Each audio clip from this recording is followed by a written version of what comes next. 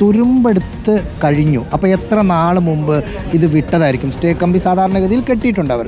പക്ഷേ ഇത് വിട്ടിട്ട് ഇത്രയും തുരുമ്പടിക്കണമെങ്കിൽ അതിന് കുറഞ്ഞതൊരു 6 മാസം മുമ്പെങ്കിലും സ്റ്റേ കമ്പ് പോയിട്ടുണ്ടാവും.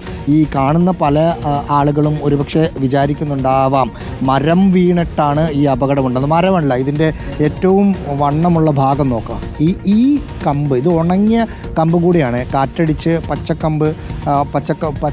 കമ്പൊന്നും വീണതല്ല, ഇതൊരു ഉണങ്ങിയ കമ്പാണ്. ഈ കമ്പ് വീണിട്ട് അതിനെ താങ്ങി നിർത്താൻ പോലും ശേഷിയില്ലാത്ത തരത്തിലുള്ള ഒരു ഇലക്ട്രിക് പോസ്റ്റായിരുന്നു ഇത് എന്നതാണ് ഈ പറഞ്ഞതിൻ്റെ ചുരുക്കം. ഇതിന് തൊട്ടടുത്ത് ഈ ഇറച്ചിവെട്ട് തൊഴിലാളികൾ ഉണ്ടായിരുന്നത് കൊണ്ട് മാത്രമാണ് മറ്റു രണ്ടുപേർ അവർ മനസ്സിലാക്കുന്നത് ഷോക്കേറ്റ് വീണ് കഴിഞ്ഞ് അതിൽ തെറിച്ച് ഇവർ വീണു പോയി എന്നാണ്. ബൈക്ക് ഓടിച്ചിരുന്നത് അക്ഷയാണല്ലേ റഹീസ്? മറ്റു രണ്ടുപേരും പിന്നിലിരിക്കുകയായിരുന്നു. 3 ഹെൽമെറ്റുകളാണ് നമ്മൾ അവിടെ കണ്ടത്.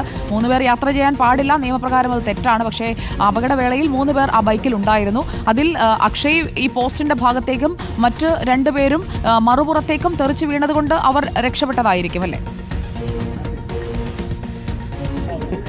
അങ്ങനെയാണ്. അക്ഷയ് ആയിരുന്നു ബൈക്ക് ഓടിച്ചിരുന്നത്.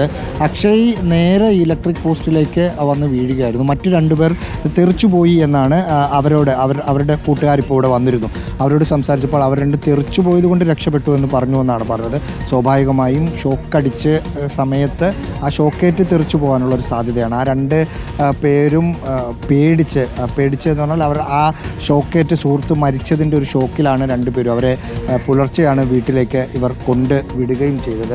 പ്രദേശവാസികളായ നിരവധി പേര് ഇവിടെ ഉണ്ട്. ഈ ചെറിയൊരു കമ്പ് വീണപ്പോൾ അല്ലേ ചേട്ടാ ഇത് വീണത്? സംഭവം നടന്നപ്പോൾ ഞാൻ ഇല്ലായിരുന്നു. അല്ല, ഞാൻ ചോദിക്കുന്നത് ഈ ഒരു കമ്പ് വീണ് ഇപ്പോൾ ഒരു പോസ്റ്റ് വീണമെങ്കിൽ ഇത് വീണ് അത്രയ്ക്കുള്ള സാമാനേ ഉള്ളൂ. ഇത് പറഞ്ഞു മനസ്സിലായില്ലേ? നല്ല സാധനം അല്ല, ഈ വീഴില്ല. ഇത് ഈ റബ്ബറിൽ വീണപ്പോൾ ഈ ഓടിയണമെങ്കിൽ എത്ര സാധനമായിരിക്കും? പറഞ്ഞു മനസ്സിലായില്ലേ? അതിന് വളരെ ചെയ്തിട്ടുണ്ട്. ഇവിടെ മാത്രമല്ല, ലോകത്ത് മൊത്തം കിടക്കുന്ന ഇതുപോലത്തെ ആയിരിക്കും. പറഞ്ഞാണ് അതുപോലെ ഇതുപോലത്തെ സാധനം തന്നെ ആയിരിക്കും എല്ലായിടത്തുള്ളത്. പഴയ പോസ്റ്റുകൾ, അതോടൊപ്പം തന്നെ ലൈൻ വലിച്ചതിലെ അപാകത, അതൊക്കെയാണ് അവർ പറഞ്ഞുകൊണ്ടിരിക്കുന്നത്. റഹീസ്, തുടരുക.